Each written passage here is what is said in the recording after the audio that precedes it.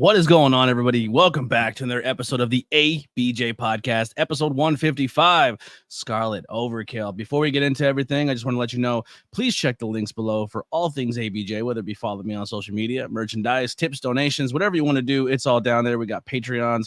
If you're watching on YouTube, like, share, and subscribe helps a long way.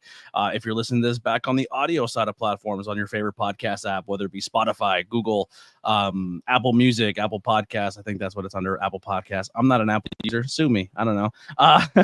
So make sure you hit that 5-star review. Leave a little review what you thought of it. I know Spotify added a ton more features where you can comment during the podcast as well as leave little feedback.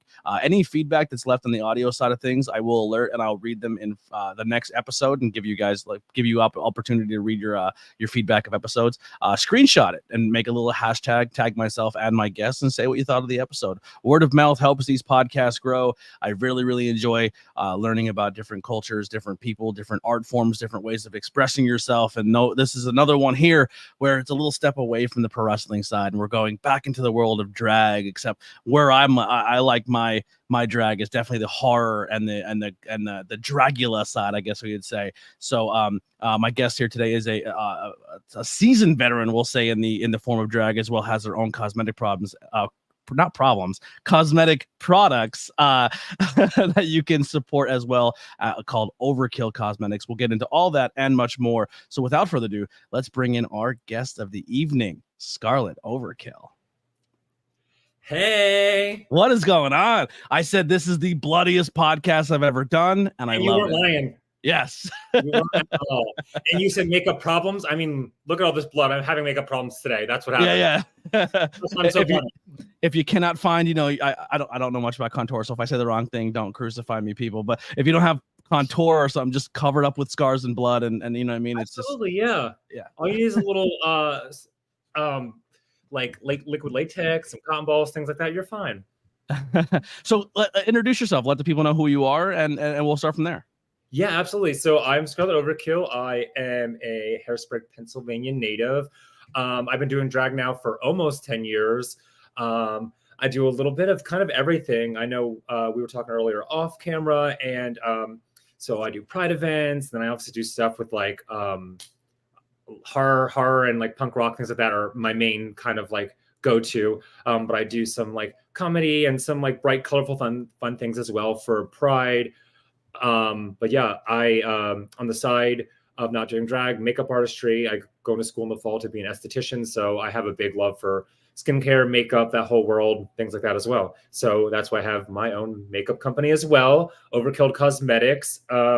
So you shop small, LGBTQ owned business. I started working on it during the pandemic because I was bored, had nothing else to do. That's why I taught myself prosthetics.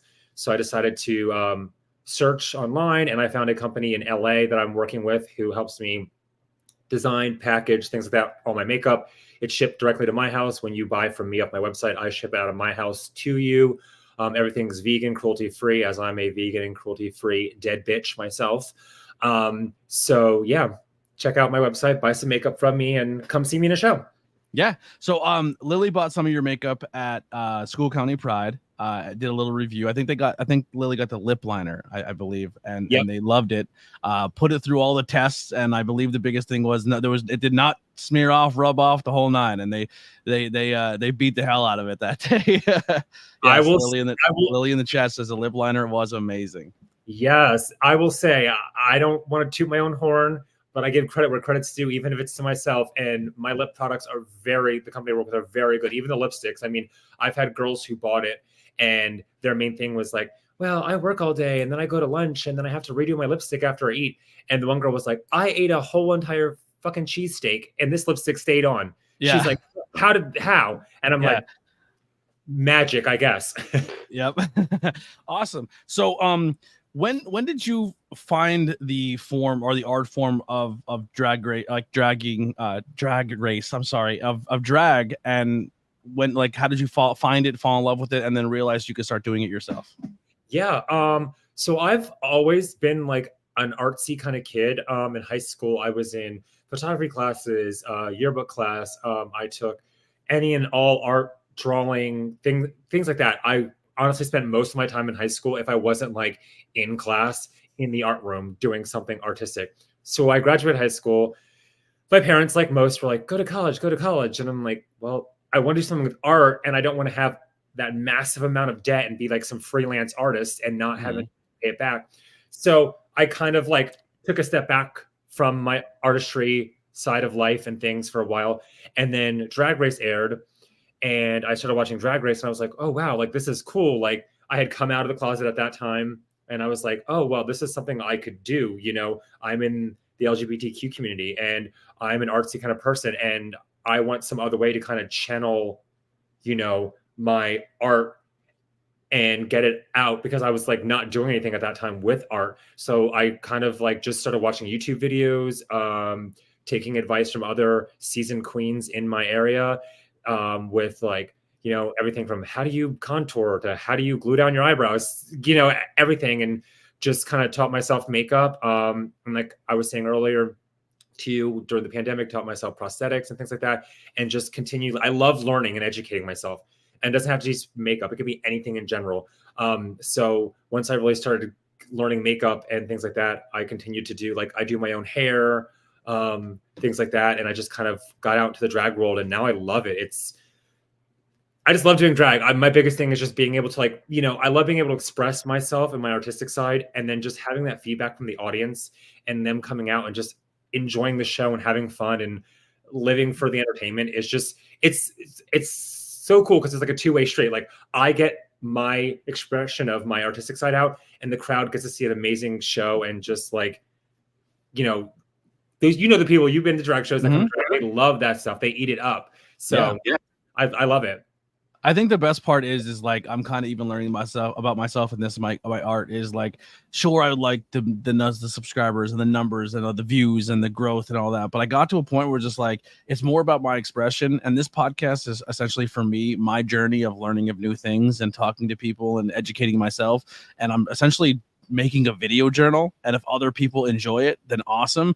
But at the end of the day, this conversation is 100% for me, and I'm allowing other people to watch it. You know what I mean?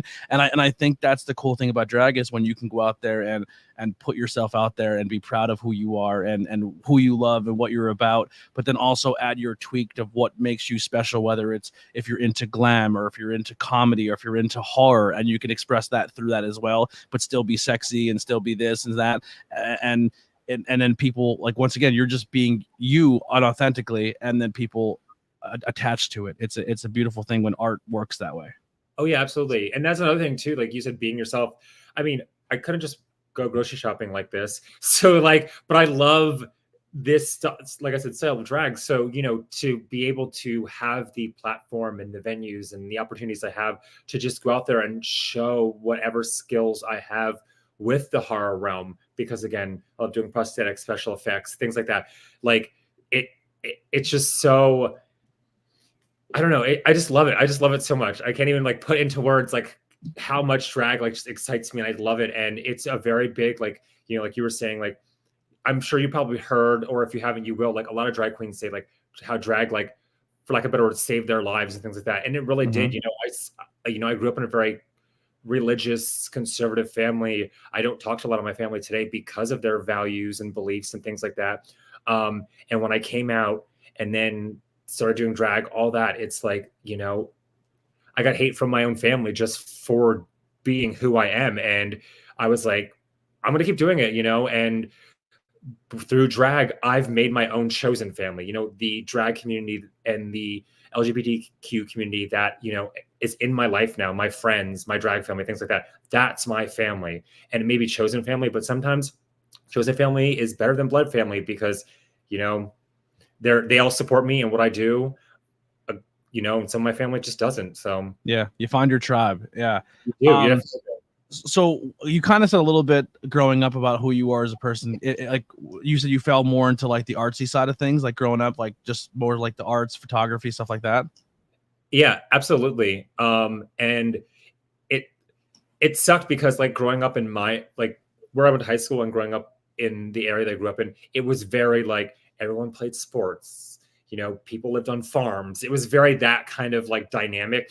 So that's why I spent a lot of time in, you know, the art room at my high school, because I was like, well, nothing else outside of this art room like intrigues me or I want to do. So I did a lot of that. And again, like that's why I'm glad I have drag now, and I'm glad drag is a thing, because it's like, you know, I would have, still being in this area, I would have wasted like, you know, my talents and my creative side by not like finding drag. So that really helps me like tap into that artsy creative side of things. Yeah. Here's a quick question. So like in the wrestling scene, wrestlers will do like a death match, or they maybe they paint their face as well.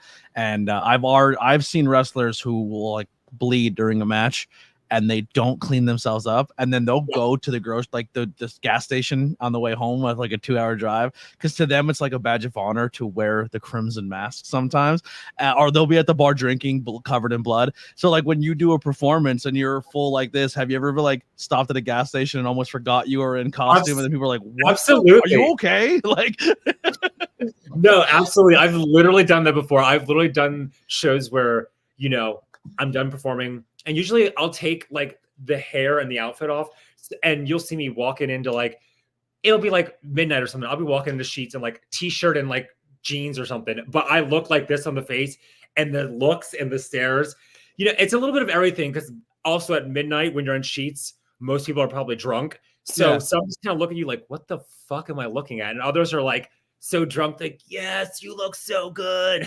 yeah. Is it October? Is it October? Yeah.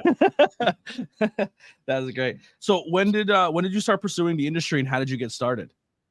So I started drag in it has been 10 years, 2014. The first time I performed was at Stonewall. It's now called Vogue in Allentown. They were doing like an amateur, it was called Star Search. And it was like an amateur competition kind of thing. You came in, you performed, you like it was based off of like crowd like engagement, things like that. But it was my first time. I showed up in my Forever 21 outfit that I bought, and my makeup that looked like I just got hit by a bus. Not like this though, just bad makeup. And I did some performance to Kelly Clarkson, and it honestly was, again, terrible, but it was my first time on stage. But I knew that like everyone has to start somewhere, and then from there I just kind of like progressed, and I did other competitions.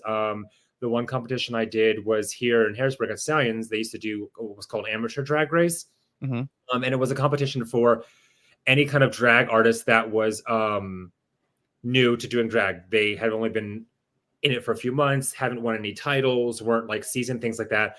And then you were judged by queens, kings, etc., who were seasoned. And it was a really great tool to utilize for people who had no idea how to do drag, because they really instilled, like, you had your challenges, just like Drag Race. You had your challenges, bottom 2 lip sync, someone goes home week after week until, you know, you won. They gave prizes away to the challenge winners, things like that. But a big thing was like, they talked to you about your makeup, your outfits, your hair, even things, crowd engagement, how you take tips from crowd members, things like that. So it really like helped you not only shape like your drag persona and learn about the artistry and the world of drag, but also like the professional side and being humble and interacting with the audience in like a respectful manner. And I honestly wish they would bring it back, because it's like drag college. Yeah, it honestly was. It was a drag college competition, a mixture of everything all in one. And that's how I found my drag mother, a drag family I'm currently part of. My drag mother was, they had what was called like coaches, and they helped you with prepping you for challenges. If you needed something from a coach, they would help you. But that's, my drag mother was at one, and she said, you know, I see that you have some kind of like fire inside of you. There you go. Someone says, looks like a Hellraiser victim, or one of the Deadites, or one of the Hellraiser killers. Absolutely, yeah. But yeah, that's, my drag mother came to one, and she just was like, hey, I see this mass amount of potential in you, and you just need like the tools and maybe the drag family to like kind of like guide you to where you're going and help you get to where you're going. And she's like, so I would love to take you on as a drag child, be in my drag family. And I did learn a lot from her, you know, from anything from booking myself to makeup to, you know, a pageant I did for her, just all that stuff I learned from her. And so I wish they would bring something like that back to not only this area, but like other areas. I mean, there might be things like that in other areas, but I wish they would definitely bring it back here because it was a good way to teach some of these newer queens or entertainers in general how to be really like the professional side of things. You know, anybody can teach themselves makeup and go out there and do a split with a pretty face, but when you're in this world, it's the entertainment business. You're getting paid for doing what you're doing. So you also have to have that professional side and humble and then respect. Because in the day, you're coming to my show and you're paying me with your money that you made in your paycheck. So I need to respect you and be humble of that. Because if it wasn't for you or the other patrons that come to these shows, one, the shows wouldn't happen. And two, we wouldn't be doing drag because we wouldn't have the money to do it. Yeah, and especially you live in a time now, and I don't want to get political or getting, because we've already, as a nation, as a country, as a world, we're divided enough. But like, you're already in an industry where you're being attacked for just wanting to express your art and who you are. So like, it's almost like you treat every show, even if it's in a bar or a brunch, or if there's 20 people there or 100 people there, you treat everyone as like, this can get taken away at any point. You know what I mean? Like, depending on what state you live in, this could become banned for dumb reasons, you know? Yeah, absolutely. Yep. You're right. Whether I'm at a bar of 20 people or at a college of 400 college kids, I perform my ass off no matter who it is. And I give it my all because that's what they're there for. They're there for the show. And that's what I'm there to give them. Yeah. So I want to kind of rewind some terminology you were saying there for people who don't understand the terminology, right? So I think in wrestling, we have our terms that like we take for granted because that's just common. So when you say drag family, drag mother, can you break down exactly what that means? Yeah, absolutely. So drag family is pretty much like, again, it's like that chosen family. Usually a queen, king, whoever will start like what's called a family, where they're someone who usually, like my drag mother was a seasoned queen at that time. So they're usually a seasoned entertainer, and they will, you know, whether they approach a new entertainer or the new entertainer approaches them and they join their family, they become their drag child, whether that's a drag son, drag daughter, you know, etc. And they join their family, and then that seasoned entertainer or entertainers who are in that family that you're now part of help you with, like, you know, like for example, my drag mother, I asked her like, what's a good way to get more bookings? What's a good way to get my name out there so I can perform more and I can travel, things like that. So they kind of like guide you and help you learn more about not only yourself as an entertainer and grow as an entertainer, but like the entire world of drag and how to, you know, book yourself, perform. You know, they can even help you with like, this is how you style hair, this is how you teach you how to sew, things like that. So it's almost like it's a family, yes, because you usually have a mother, father, or something like that, and then children. But it's just like a group of like drag entertainers who rely on each other for, you know, anything from help with makeup to outfits to even sometimes like my drag family, emotional support and just being there for each other through tough times in our personal lives. I love that. And another thing, kind of go back when you said you went to this place, like you went to this performance and you got there. So was it something you like looked up online and said, oh, this is something that I can just kind of walk in and try for the first time? When you did that, now, did you go alone? Did you go to a group of people? Like, did you have a support system to go with you of like taking this in like going into this journey of I'm going to go up and perform in front of people and I've never really done this before or put myself out there like that? Like, walk us through that emotion of the first time ever stepping in the stage or finding this industry. Oh yeah. Oh, the first time I stepped on that stage at Stonewall 10 years ago, let me tell you, I thought I was going to shit myself. First of all, I was nervous as fuck. I was back there shaking. I had my heart racing. I was scared shitless because the venue was a 18 and plus. Like the night that they did it was 18 and over was the crowd. So there was at least like 200 people there. So like for your first time to be on stage and have that many people like screaming and cheering in the audience, yeah, it's very intimidating. It's very scary. So I somehow made it through, but I went with my roommate and a few friends. Like they came with me as like a support system to help me, to be there for me. Cause I was like, I don't want to do this alone. Like I'm scared. I don't know if like, you know, if I'm going to make it out a lot. Like, I don't know. So many thoughts were going through my head at that time. Like, what if I fall on stage? What if I embarrass myself? What if, you know, my wig falls off? Like just all these things are running through my head. And I'm thinking, and then I got there and my friends who came with me were like, listen, it's your first time you're ever doing this.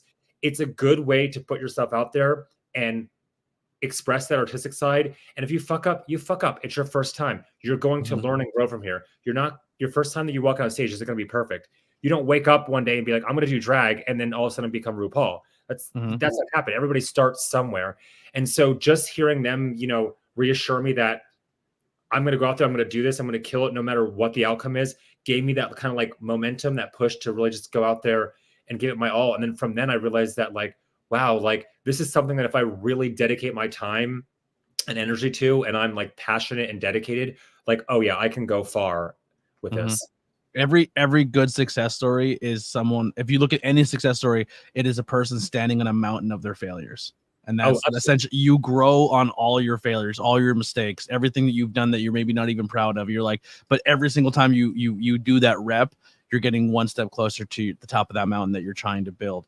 Lily says here in the chat, and questions are available in the chat. If anybody wants to put them out there, please do. But how liberating it was that you got past the intimidation and did your first performance? Oh yeah. After I got off that stage that first time, I was like, first of all, I was like, well, great guys, I didn't shit myself. And then secondly, I was like, that was so fucking fun. Like, I want to do this again and again and again. And then from there, I realized that like, you got the bug. Exactly. I had the bug, and this is something I want to do. And I realized that again, if I just put my best heel forward, I could make something for myself. And yeah, I mean, now I'm doing drag every weekend. So yeah. So in those beginning stages, how was it finding yourself and finding your identity or your name or your personality?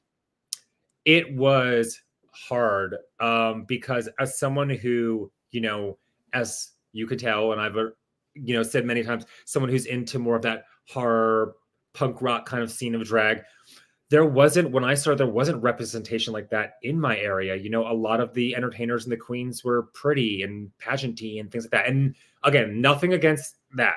Everybody has their specific style of drag, and there's different styles of drag for a reason. But that's how my area was. And, you know, I remember one time, you know, performing, and I did at the amateur drag race competition at Stallions, I did an Alanis Morissette song. And I'm stealing that. Go ahead. The best heel for it. But I remember doing that and thinking to myself, like, you know, like everybody else that I was performing with was like very pretty, and they're doing Britney Spears and Christina Aguilera and things like that. And then I'm coming out grungy as fuck doing Alanis Morissette, and I'm like, so I'm going to stick out either for the right reason or the wrong reason or somewhere in between. But going out there and doing that as myself and how I wanted to do drag, whether this person said, oh, that's weird, or, oh, that doesn't fit in this area, or, oh, like, you're going to perform that number, but everyone else is doing these numbers. Like, just to have that, honestly, for me, having that those negative comments in the back of my head fuel me to do better and do more drag, because then I use it as I'm going to do this, whether you want me to do it or not, whether you like it or not. And I'm going to show you that you're going to like it. And I'm going to keep progressing forward and doing better. And so there was a lot of, like, in my area, backlash at first for definitely my style of drag. And there is still to this day, unfortunately. I know Miss Misfit was on your show recently, and her and I are in that whole spooky queens and, you know, punk rock kind of vibe. And a lot of times around here, there's not many venues or shows for that. And we kind of have to find our own way or travel for things. But it's definitely come a long way. And there's a lot more representation in the drag community for, you know, the alternative spooky kind of queens. But I'm still here to bring more progression to it. That's for sure. Yeah. Listen, I don't mind pop music. I think pop music is really fun. It's pop for a reason. It's pop culture. But if I hear the pop songs, it's like, all right, I'm with it. I get it. That's the vibe here. But then someone like you comes out and like it's Rob Zombie. I'm like, fuck yeah, metal. You know what I mean? Like, let's go. Like it amps me up, because it's like I feel more like this. I identified with this more. You know what I mean? It's fun to see the stuff I'm into as well. And speaking of Miss Misfit, super bummed. I'm booked the same day their next brunch, Say Gay Brunch, and it's an emo night. And I'm an emo kid at heart, so I definitely I'm bummed I'm going to be missing that. I know, same. I was just talking to her yesterday, and I said, "How dare you do an emo night and not book me? How dare!" But I love what they're starting, because people are really, really, really latching on to what they're doing. Sorry, what they are doing, and it's I think it's special. And and like going to the show last time and I helped film it. People in the community or performers who weren't even booked were showing up and like support and supporting. And I was like, that's special, because a lot of people, especially in the wrestling scene, if I'm not booked, I'm not coming. You know what I mean? And for it speaks a lot for how Misfit conducts themselves and how they treat others, that people come out even if they're not performing to show that love and support. And I think those Say Gay brunches in Harrisburg are going to become bigger. And I think it's only a matter of time before they're in small breweries and they're probably taking up a bigger stage. HMAC, get ready. I'm just saying, you have big venues. I think Say Gay brunches are going to be a big deal. Absolutely. And it's just like you were saying, being able to find those venues and those spaces and those crowds to really kind of like help queens like myself and Miss Misfit really like, be ourselves and give the alternative and the spooky and stuff like that kind of drag. It's once we get in the door, like it's because there's such a crowd for it, Obviously you were saying you've been to the shows before. I've gone to shows that I've not done where I've seen them do punk rock, horror things, whatever. And then obviously that's kind of my big thing, my big niche. I always try to like include something punk rock or horror into all my performances. And it really it really helps you like get noticed because you stand out from the rest of the, when you're doing a show and the rest of the entertainers might be doing, for example, the pop music, and you come out doing punk rock music. It really helps you stand out and like find your people at the same time, because there's people that come up to me, I did a show on Saturday and I did Avril Lavigne from way back, like Skater Boy, girl, things like that. And like the people come up to me and like, oh my God, that was so cool. Like, and they're like, love their jackets with their like patches and their like, spikes and studs on, being like, oh my God, you gave us like punk rock realness. Like there's people out there like that, but like they don't come to a lot of drag shows sometimes because a lot of the shows sometimes are more of that pop kind of thing. Yeah. And then when you throw in the punk rock and alternative queens into it, it brings out like our crowd. And I like that because then you have both the crowds mending together and you're all coming together for the same thing, drag. Yep. And even Miss Misfit, like their style going to their shows, I want to bring a different style of drag performer in every show. So it's almost like a variety show, which I think is smart. I think that's how a good show should be. It should be, you should have your glam, you should have your horror, you should have your comedy, your high energy dancers, because there's so many different variables to this industry. And to be able to showcase all of them, I think is really, really important. And for someone, if it's your first time doing drag or seeing a drag show, or if it's your 100th, you get that variety of different styles and performers. Absolutely. So what were some setbacks or adversities you had to overcome in this scene, either as a performer or just in your general life? I think the biggest thing would probably been just like, again, I know I keep stressing it, but like just really being myself. I mean, there was many times where, I did shows and afterwards, you're the only like alternative kind of queen on the cast, and you see all the pretty girls that you're on cast with getting all this attention and things like that, and sometimes it beats you up inside. You think like, oh well, should I start doing pretty drag? Should I change and like fit into their box because they're getting more of the attention after the show, or should I keep doing what I'm doing and try to make my own way? And that battle happens in your head, and I think that's the biggest thing that sometimes is like is kind of like kept me from doing certain things with my drag, because I'd be like, oh, I want to do this. I have this idea in my head. I want to create this. And I think to myself, well, wait a minute. If I do that at this show, this is the other entertainers in the cast. They're going to do something completely different. And then what if like the entire like crowd is like, ooh, well, we want to see, the pretty girls and the things they do. And then I come out and do my thing. And then I don't get the same reception. And, so that's definitely a big, like, that or has been a big struggle with my drag, is just being able to like really be myself and really put out like what I want to do, because sometimes people don't get it. Or you have, like I was telling you off camera, like, sure, Drag Race is great. It gave drag entertainers the platform to be on TV around the world and to, make drag kind of like the forefront of entertainment, so to speak. But at the same time, it sucks because it's like, most of those entertainers on Drag Race are pretty girls who do a bunch of splits. So then crowd members who don't know anything about drag and all they know is from Drag Race, they come to these shows thinking like, oh, well, that's all I want to see. Everybody has to look like that. And everybody has to do that. And then they see something different. They're like, well, wait a minute. Is that drag? Like, and yes, it is. So while that is like something that was a struggle, I'm using it now almost as a motivation to go out and show people who come to those shows who are expecting to see what happens on Drag Race, then to see something like this, then it makes them second guess, like, oh, wait a minute, there's different styles of drag. Like there's different types of entertainers. And I know you talked about it when I was watching, for example, the Miss Misfit episode. Like, it's just like wrestling. There's different styles of wrestlers. They all do different things, and they all have some kind of stage presence or stage name or shtick that they do on stage. And drag's the same way. Yeah. Yeah, I definitely love that aspect. If you can change one aspect of the industry, like how you were saying before the Drag Race, and I do totally agree with what you're saying. And I have grown appreciation for RuPaul Drag Race, because I'm watching from the beginning through. But I was like, oh, I watch Dragula, I'm hooked. There's no chance I'll even like that other show. But I am enjoying it because I'm understanding the history and the growth of drag as an industry. But American Idol is a great example. It's like people think every singer has to sound like an American Idol style pop star, when music is more than just pop. You know what I mean? Like, and I think David Grohl said it best, our Lord and Savior David Grohl, that, Nirvana was a band of a bunch of really shitty musicians who got in a garage and beat and banged on instruments and strings and they sucked really bad.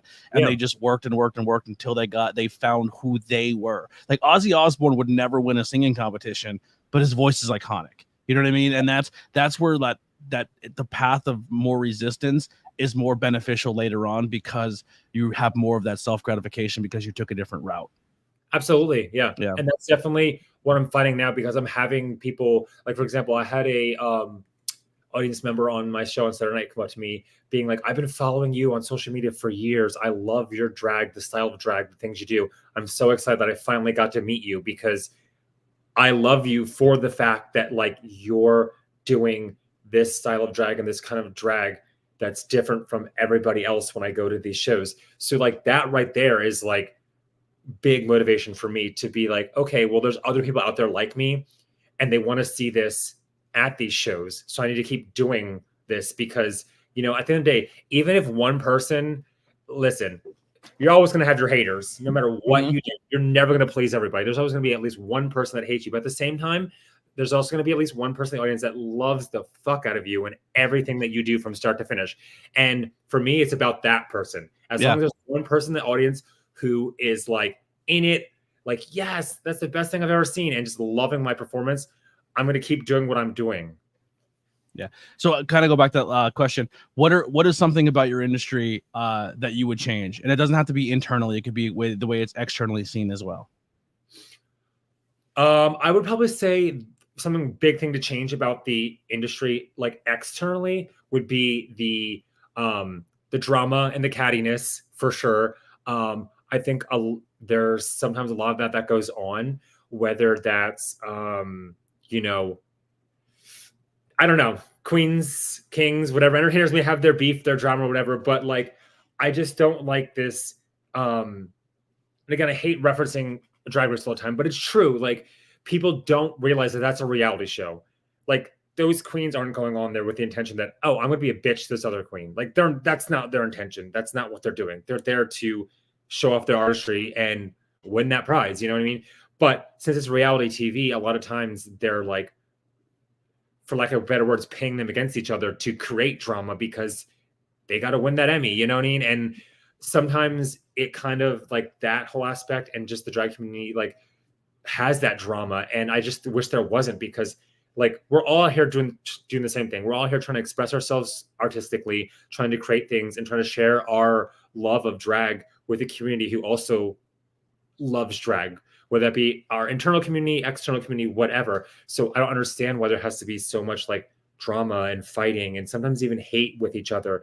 Like, you don't have to love and kiss the ass of the next entertainer in the room with you, but you have to respect them for the hustle.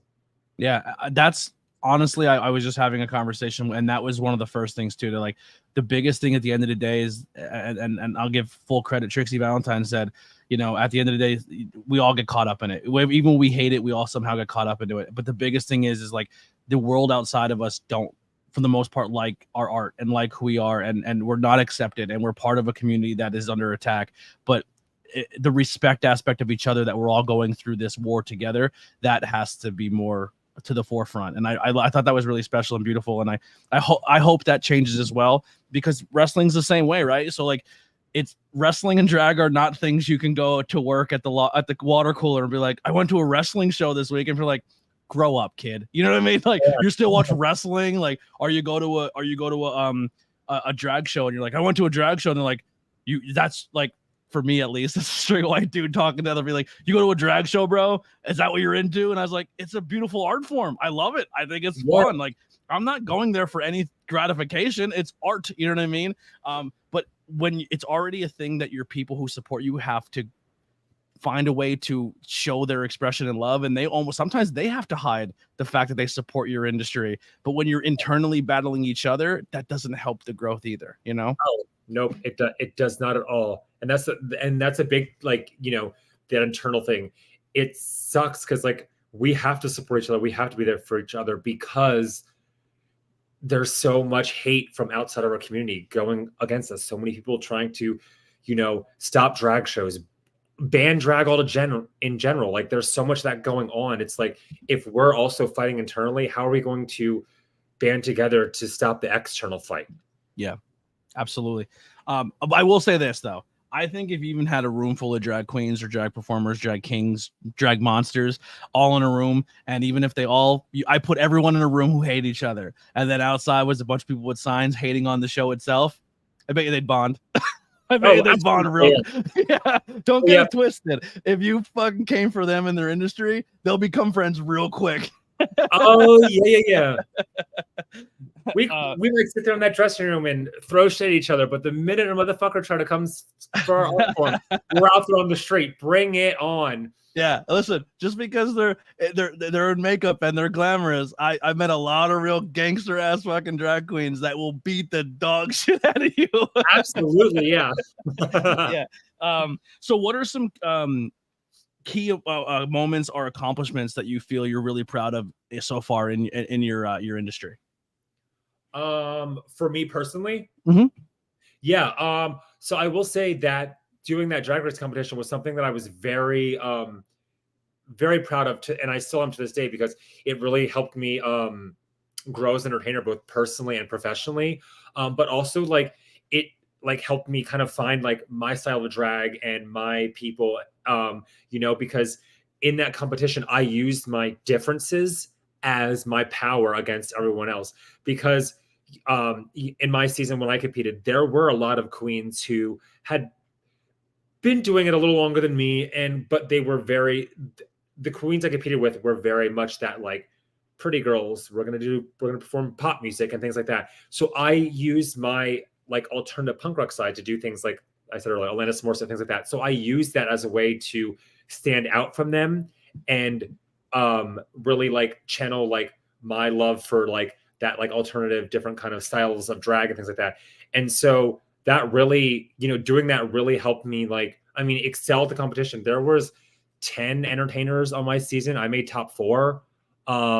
So I didn't think I was even going to, like, after week 1, I was like, oh shit, I'm not going anywhere. I'm going to lose terribly and go home first. But to like, then like go so far and realize that, like, after the competition was over, you know, be like, well, I didn't win, but like the amount of growth that I've had personally and professionally, and the amount of like skills I've learned from makeup to hair to costuming, things like that, really helped take me to where I am today. And so I'm really thankful for that experience of doing Drag Race. And that's definitely like that's definitely the biggest like milestone for my drag career, because that really set me up for the path to where I am today.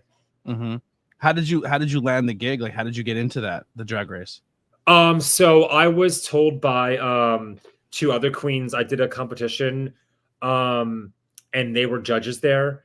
It was like a pageant kind of thing. And I did this competition, and afterwards they said, hey, so we see that you have something in you, and we want to, you know, help you kind of like unleash that, for lack of better words. So they said, we're doing this competition. It's at Signs in Harrisburg. We know you're in Harrisburg. You should check it out. You know, you should sign up to compete. And I thought about it for a minute because I was like, oh, do I really want to compete again after I just did and I got my ass handed to me? Do I really want to do that again? But I said, you know what? I know, I talked to other people in the community who had done it before. And I said, you know what? It's at the end of the day, if I don't win, it's a good learning experience. It's something that's going to help me with my drag and get me set up for the future.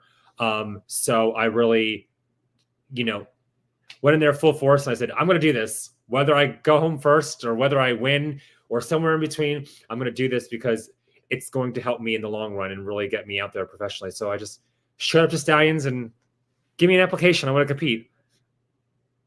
So, have you always gone by Skarlet Overkill, and how did you land the name? Where does the name derive from? No, I didn't. So when I first started, my name was, oh my gosh, what was it? Ariana Divine. Ooh, it was cringe. It was because like at that time, when I started drag, the drag film I got into was more of that, the prettier pageantry girls. So I chose a name to kind of like go with the style. And I was kind of like trying to go in that realm. And then when I started to do more of the alternative and comedy and now like horror stuff, I was like, well, that name doesn't really fit with like the style of drag I want to do and things like that. So I changed my name. So I chose Skarlet and I said, okay, that's the first name. And I said, that was something to like kind of match the first name and just kind of like my style and things like that. And I'll give the credit, I was watching the Minions movie and the villain in that movie, his name is Skarlet Overkill. And I said, you know what? Her style, the badass, the villain, everything like that, I'm going to somehow wrap this into my drag. And so I already had the name Skarlet. I chose it with a K. I know in the movie hers with a C, and I think 2 T's, something like that. I've never seen Minions, so I didn't know it came from that movie. Yeah, well, so again, I chose the name Skarlet, and I spell it the way I spell it. So a lot of times, some people spell it with a C or 2 T's because of like the way it's in the Minions movie. And then when I saw that, I had the first name already, like I said, but I was still trying to think of a last name. And when I saw that and her name Overkill, I said, you know what? Consider it stolen. Yeah, taking it. Taking it right now. Yeah. It's a good Scream Queen name too. It is, like, and that was my kind of thing. Like now, the style of drag I do, my name fits very. So Skarlet is more of like that sexy, sultry kind of like style. I love to do things where I'm, like I think I told you earlier, I did a number on Saturday that was like burlesque. I stripped down like panties and pasties. So Skarlet's definitely more of my sultry, sexy kind of side, and then the Overkill is just the Overkill, the horror aspect and just the heavy makeup and the blood and the gore. And so I think it's a perfect name because I mix those two styles and how I express myself in drag. I think the name fits perfectly. Yeah. Now, when you do drag shows and you're it's more at a club format where it's 18, 21 plus, and then you do all age shows, how do you adjust your performance to fit the mood of the show? Oh yeah, absolutely. So I definitely do. As someone, I was a former Harrisburg Pride title holder. Every summer, Gettysburg Pride, York Pride, all of them, traveling all over, doing all the Pride events. So I definitely, in that aspect, lean more towards my, color. I lean more into like a colorful kind of like bright, like bubbly personality because I know that there's going to be children there. So I know, well, I can't be stripping. I can't be covered in blood because there's going to be 8-year-olds in the audience. So then I definitely do more of that pop music and the bright, colorful, upbeat stuff. And then nightclubs, I usually lean more into my spooky, sultry kind of side. But I like it. I like that balance because it gives me more opportunity to play with drag and to try and experience different stuff because then it's like, I know going into it, okay, well, this show I have to be PG or family friendly. So I'm going to do something bright and colorful and poppy. But then this show is 21 plus and it's, at a nightclub. So I can be something spooky and sexy. So I like that I have that like opportunity to kind of play with the different worlds of drag and sometimes even blend them together. Yeah. Who are some influences or role models that you look up to? Ooh, that's a good one. I mean, obviously the Boulet brothers and all those entertainers from Dragula, huge fans of all of them. Huge, Which, by huge the way, just turned me on to the ABJ podcast. I'm fucked. That's all I'm listening to. And everyone listening, check out Creatures of the Night from the Boulet brothers. You will love it. It's really good. If you're someone who's into horror, they do a lot of reviews on horror movies. So definitely check it out. But yeah, obviously Boulet brothers and the entertainers from Dragula, they're, big influences for like more of my horror spooky side of drag. Now, when it comes to like my like sultry, sexy kind of side of my drag, my big influencer is definitely Elvira. I love me some Elvira. I have an Elvira back here in my pop collection. Yes, I have an Elvira. I have a Dr. Frankenfurter, and I have him the devil, all like in that three row there. I love it. My next tattoo is probably going to be an Elvira tattoo, honestly. I already have the him tattoo. I just got to figure out where I'm putting Elvira probably next. Yes, yes. I love it. Yeah, but no, she's definitely, just the big boobs, big hair, the cleavage is out, just that like, but then there's still the spooky horror aspect into it as well. But and I'm sexy, but don't sexualize me. Exactly. It's very much empowered in her own sexuality. Elvira was so ahead of their time. So ahead of their time. So ahead. That like, just like you were saying, being like sexy, but like don't sexualize me because I'm using like my looks and like the fact that I'm like giving you this like sultry side as like an empowering kind of thing, not as a sexual thing, it just makes me love her even more. So I definitely draw a lot of like of that from her. But then like when it comes to like the pop colorful side, I mean, Lady Gaga, things like that. I love, but then I also do a lot of punk rock's kind of like my big thing to go to, because I feel like no matter if I'm doing Pride or I'm doing a nightclub, I can alter the punk rock some way. Like, for example, I can do, for Pride, I can perform Pink, but I can just do like the radio edit versions. There's no cursing or whatever.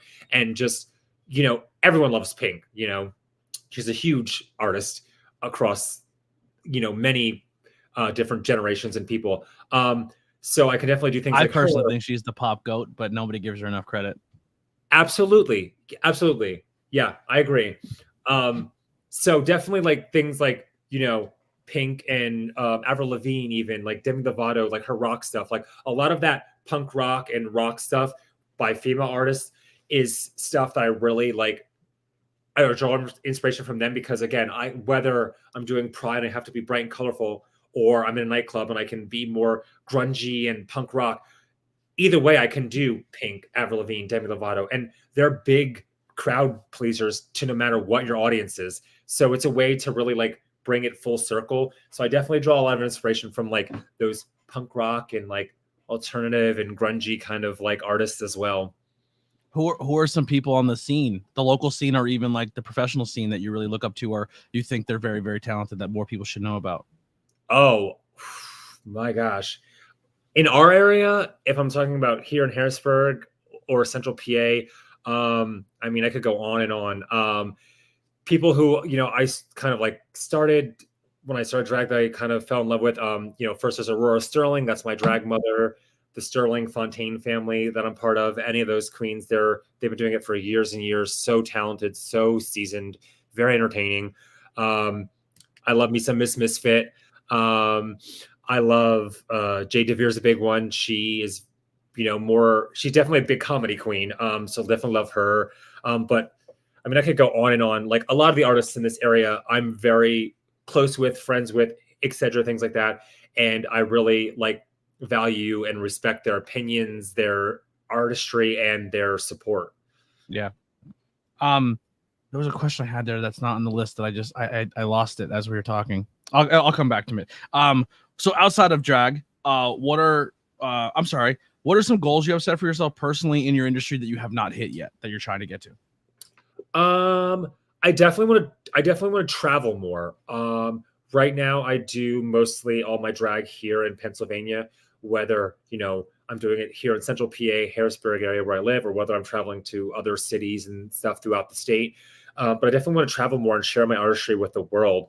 Whether that be this, the USA or the world in general. Like I definitely want to travel more and, get out there and reach even more of an audience and share my artistry with more people out there. So it's definitely something that I want to do down the line. Don't want to jinx myself, but I definitely want to, explore maybe being a Dragula contestant in the future. So that's definitely on my list. So yeah, those are like two of my biggest goals right now is to, travel more. As someone who just traveled to London, London is such a maybe it's just I've never been to like a big city in our country. I've never been to New York. I've never been to LA. I've never been to a big city, but I've been to London. Like New York's a 2-hour, 3-hour drive. I don't know what's wrong with me, but London's such like an accepting place. Like you walk down the street and there's flyers everywhere for drag shows, and there's like, theater and play and just the arts, and it's just it just feels like it's not even something that's like you have to worry about. How do people think about that? Like how you have in like in America, but also you look at some of their icons, it's like Freddie and Elton, and you know what I mean. It's just like they paved a nice path for everybody, Yeah, at the end of the day, Elton John's a drag queen. Come on, those costumes. 100%. Lady Gaga got it from Elton. Absolutely. Yeah, definitely. London's probably got to be a dope place for people in the community as well as the arts and the drag. Like when I was there, I didn't try to explore any drag shows, but next time I go, I'm definitely going to seek it out, like to see if there's a community like that in London, because I think it's got to be sick. Like it's got to be a lot of fun, because like even like London's got Camden, which is like the punk scene, and I wonder if there's like the punk drag, like how much of that carries over. Like even with your look, I was thinking to myself, like, in a respectful way, because even if I feel she was still alive, she would probably fucking love it. But like, I feel if you put like a beehive on, you would look like zombie version Amy Winehouse. You know what I mean? Like, I think you could pull off a cool Amy Winehouse look. It's so crazy you say that, because I literally just on Friday, was it Friday or Saturday? I just watched the Back to Black. Yeah. And it was so good to just like see her life and her like music, and then obviously unfortunately the addictions and her passing, but just watching the movie and seeing her hair just get bigger and the beehive get bigger, I'm thinking to myself, I have this wig and I'm like, it's already fucking messy as shit. I could just pop a beehive out on top of here and do some Amy Winehouse. Yeah, it's crazy because you walk around and you see Freddie and you see Elton and you see David Bowie and you see this, and there are people who have had long careers and did crazy things, and Amy obviously was cut so short, but she's just as much represented in London in that scene. And like Camden has like a statue of her that everyone puts bracelets and stuff on. It's just like, it's really cool how she's just as much remembered forever. She'll ever be eternal in that country because of her contributions to music and who she was as a person. Yeah, it's so sad, like you said, her life was cut so short, because could you imagine if she was still around today, like the success she would have? Yeah, I mean, she already had massive success in the short amount of time that she was, on this earth. But like, if she was still around today, she'd be a problem for a lot of people. Yeah. So we're talking about movies and horror and stuff. So what are some other interests that you have outside your industry that you do? So when you're unwinding, you're not performing, you're sitting at home. What are we doing? Definitely, yeah. Love watching horror movies. Movies in general. I'm a big movie fan. Obviously horror is the big one, but I love like sci-fi. Huge Star Wars fan. I'm a fucking Star Wars nerd. Okay. Like, I love the movies, the TV shows on Disney Plus, all of it. Huge Star Wars fan. And then I'm also a Marvel nerd. I love all the Marvel movies. So definitely. Who's your favorite hero? Your Marvel hero? Oh, it can go. I'll even say movie or comic book. I don't know if you're a comic book reader. Favorite one. Ooh. So here's the thing. I like when I say, I shouldn't have just said Marvel. I should have said superheroes in general. I love superhero movies. I lean more towards DC, but I like both. Okay, cool. So I'm more Marvel, but I do love the DC movies. My brother's a huge Batman fan. So with that being said, I love me some Wonder Woman. Okay, like, yeah. Actually, Lily said here, I don't know what you're doing. Is it next Friday? Yes, next Friday, the 26th in Philly. They're doing the Empire Strip. The Empire Strip's back. It's like a burlesque strip show, but it's all Star Wars themed in Philly. We're going to it. Yeah, that's badass. Yeah, it's gonna be awesome. Yeah, but definitely enjoy, like, in my downtime, I definitely enjoy like watching movies. Again, everything I just listed. I love to read. I just read a really good book.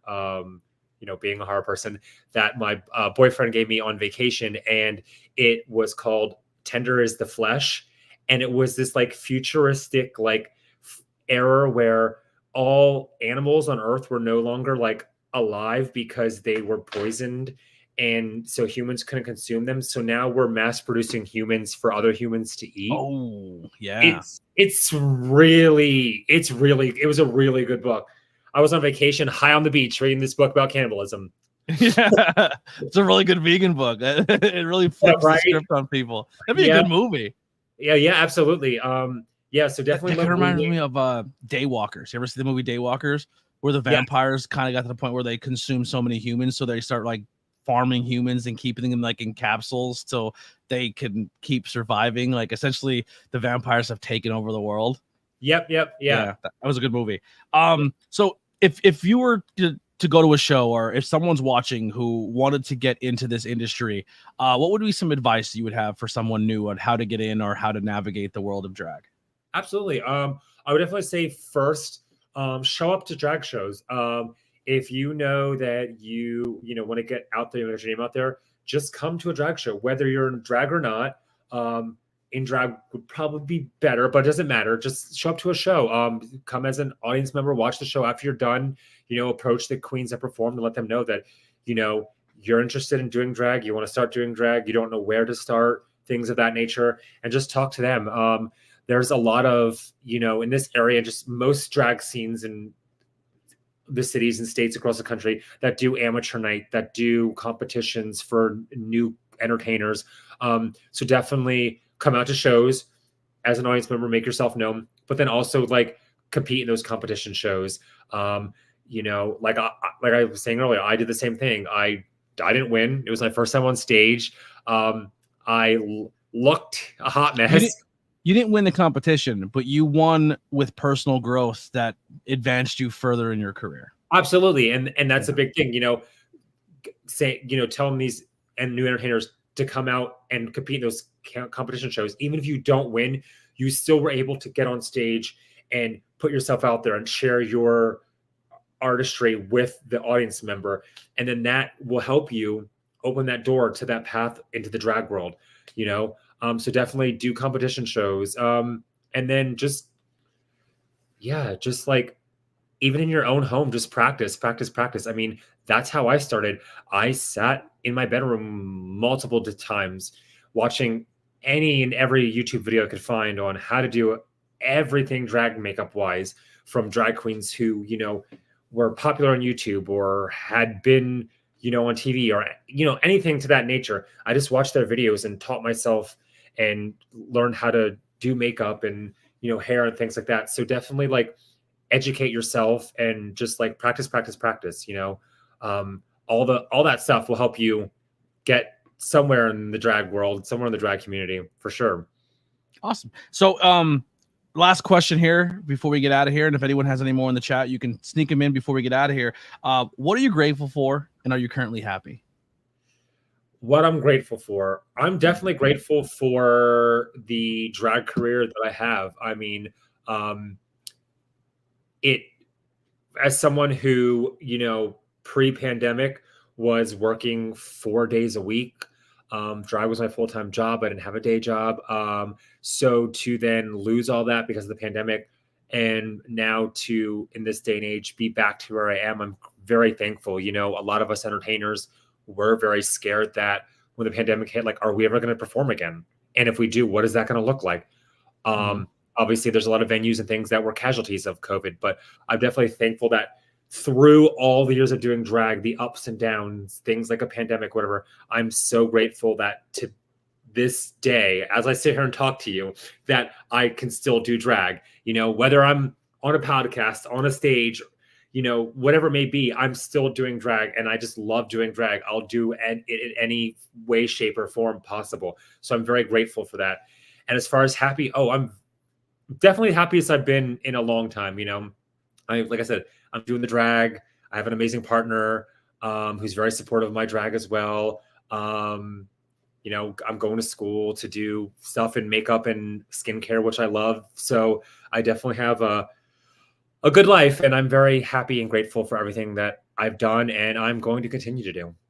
It's beautiful. Lily, Witchcraft by Lily, in the chat says, is there anything you want to explore with drag you haven't done yet? Ooh, I definitely want to do more. It's new to me. I just started doing it probably this year, closer to like spring. So it's very new to me. But I definitely want to do more burlesque stuff. I started doing more performances where, you know, I'm stripping down all the way down from full dressed up to like panties and pasties, you know. So I definitely want to explore more of that burlesque world. Because again, earlier, I forgot to mention it when I was naming like influences. Aside from Elvira, Dita Von Teese, and I know she does a lot of that strip, you know, strip tease, the burlesque, things like that. So I definitely want to explore more and do more of the burlesque stuff in the future. Yeah, burlesque is a really cool art form as well. I that was probably the first form of a lot of that I seen was the burlesque side of things. An idea I have. I always come up with stupid stuff while we're talking, but how you were saying before, like the blood, right? You said you poured blood all over you. I envision like doing a number where you come out in like the prom dress and then you're dancing and you're very like doing, and then at the very end you like walk back up on stage and you're waving and then just like the music kind of cuts, but it's the audio from Carrie and then the bucket gets dumped on your head and then you're like, you know what I mean? Like I like yes, yeah. Yes, I have to do that. I would love that. Yeah, I think that'd be sick. So like it's the music number, and then at the very end, it's like the audio of just the Carrie movie of like just Carrie, yeah. Oh, that's what it is. That it's literally as we're talking, that's Trixie's movie. We're doing Carrie. As I was saying Carrie, I was like, that's what Trixie wanted to do. yeah. Sounds very Carrie. Get out of my head. Yeah. If you could tour the world for your content, what would be the ultimate goal destination? Ooh, I definitely, since we're talking about the person asking this is from Australia, by the way. Okay, well, Australia's on my list. I love Australia. I want to go visit them, but their fucking bugs and reptiles are not of this world, and just leave that shit down there. Yeah. Literally, I don't want to be attacked by a bug that is as huge as me. Yeah, like a spider that's as big as a Pomeranian. Like, no, exactly. Fucking thank you. Keep that there. No. Yeah. No, I would definitely love to, you know, Australia. But since we were talking about earlier, the UK, I, you know, watched the UK Drag Race. And even before UK Drag Race, just watching like drag artists from the UK, whether it be on like YouTube, Instagram, etc. Their style of drag is so unique and different from here in the US, but it's still so fucking good. And like you were saying, the Camden, the punk, like, oh my gosh, to go there and like do some full on like punk rock horror, bring in like, sit on the bridge with the rest of the punks. Yeah, absolutely. To do that, the food is so good in the Camden too. Most of the food in London sucks balls. I'm not gonna lie, it's fucking terrible. But Camden was really good. Yeah, the UK, performing in the UK and getting there to like be part of that drag industry and that world there, it's definitely a goal destination for sure. I would move there in a heartbeat. If I ever get rich and famous and I can, no offense, America, but if I can cut loose, that's where I'm going. I'm going to London. Oh, absolutely. Yeah. Yeah. I like that it rains almost every day of the week there. I'm all about it. You know what I mean? Like a good rain baptism. I don't want to worry about being shot. I mean, stab sucks. A lot of people got some knives there, but I'm not gonna worry about mass shootings. It's a nice place to be. Yeah. Yeah. Well, I really enjoy doing it. Real quick before we get in here too with the Overkill cosmetics. So if people were to go on the website and order, and what all type of products you have, and what are some of your favorites that are on there? Yeah, absolutely. So you can go to overkillcosmetics.com. All my products that I sell are on there. Like I said, I ship directly from my home. All products are vegan and cruelty free. Some are even gluten free. As of now, I have lip liners, lipstick, lip gloss, and mascara. So I have mainly lip products. Mascara, like I said, is the first eye product. So I'm definitely gonna be adding more eye products throughout the my journey. Next, probably like things for like eyebrows and whatnot, but then like eyeshadows. So yeah, you can head to my website. All my products are there. You can see what I have, and then you can order from me. So yeah. I want to put talk about this one drag person real quick. Lily, who's the drag performer that you showed me on TikTok who makes all the really fucking dope ass jackets? They make the sick jackets. They have a really cool name too. It's very 80s rock. They scrolled across our timelines. Silver Rocks. That's my baby. Fuck. Have you ever seen Silver Rocks? No, they're on TikTok. TikTok everywhere. I'm gonna check They're them. unfucking real. Like, so they did one the other day where it was they did like Bob's Burgers and Linda, and they did both things, and then they made like this fucking leather jacket, but Beetlejuiced it all out, and like they literally cut the back of the jacket out, then made their own LED board and programmed the lights to fucking flash a certain way, and programmed everything and soldered it, and then put the fucking Beetlejuice sign on the but everything they make they raffle off online, but then they also give the blueprint away for free. So if people want to make that for themselves, like they're really cool. Check them out. That's cool. Yeah, I definitely will check them out. Yeah, Silver Rocks is a cool photo. But Skarlet, thank you so much for coming on the podcast. I had such a good time. You've taught me so much more about the industry. How you were saying before, like how you said you're passionate about the London drag scene, and like the wrestling's the same way. Like people in California wrestle different than people in the Northeast, in Canada and London and Australia. And to hear that like that form of entertainment for drag is the same way, where it's like, now I want to seek out drag of London. And then, you know what I mean? Like it's Absolutely. such a beautiful art form, and people need to stop judging it for what they're seeing on TV, and just go to a show yourself and experience it and realize that it is a beautiful form of art, and it's so much fun. And listen, as a straight dude, you can go. It's a blast. I promise. You're very well accepted just as much. Just let your inhibitions down and have a good time. It's performance art, and it's beautiful, and everyone should experience it. Absolutely. I always tell people, don't knock it till you try it. And I've had over the years many, and I still do, many people who come to drag shows and be like, this is my first time ever coming here. I never thought I would come to a drag show, but I had the best fucking day of my life. The energy, like the room's energy is so much fucking fun. Like if you go there and if you're just like, no, like then go home. But like it's impossible to do that because everyone's having a blast. Absolutely. And seek it out if you're in, the Northeast PA, or if you're in the Harrisburg scene. Like there's so much going on in the Wilkes-Barre, the Harrisburg, not so much in School County. Hopefully we change that soon. But every time they try to do a drag show in School County, it gets shut down because people cry and bitch and moan, and then the business gets scared and they turn coat and run. But I think there's going to be a business. Hopefully, if I have a conversation with the owners, they're not afraid of any bullshit like that. And I think drag would work out pretty well there. But maybe we can get some shows there as well. So thank you so much, everyone. Please go and buy some Overkill cosmetics. Check them out. Lily will be buying some more of them and doing some reviews. So go support Lily's channel. Just did some makeup reviews when they did their Pride look and used some of the Skarlet's products. Love them to death. Like I said, that lip liner is going to stick all day long. And once again, thank you. And we'll definitely have you back to do a horror movie review. So we'll be in each other's DMs, finding out some ideas from Yes, absolutely. Love Thank you so much, everyone. Thank you. Make sure you go to social media, follow Skarlet, follow Skarlet's cosmetic page, their personal page, and also put in the comments, I'm here from the ABJ podcast. Let's show the worth here of our community here. Our cult is strong, and we need to show why our cult is taking over the world, the cult of ABJ. Check us out on Discord. Come join our community. It's a great place to hang out and do everything. I think I'm going to be adding, I'll just tell it right now, moderators, add a drag channel to the Discord, and we're going to showcase that as well, so we can put that out there. But we'll see you guys next time. Here's some music by the Converse Kid.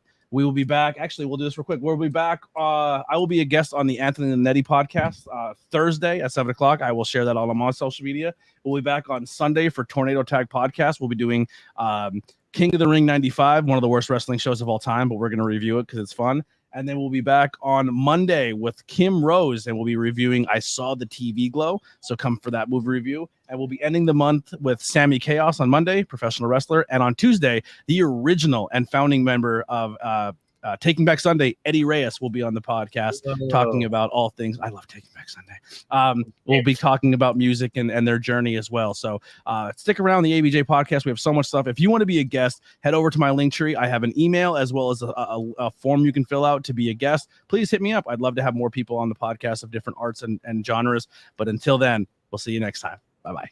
Bye.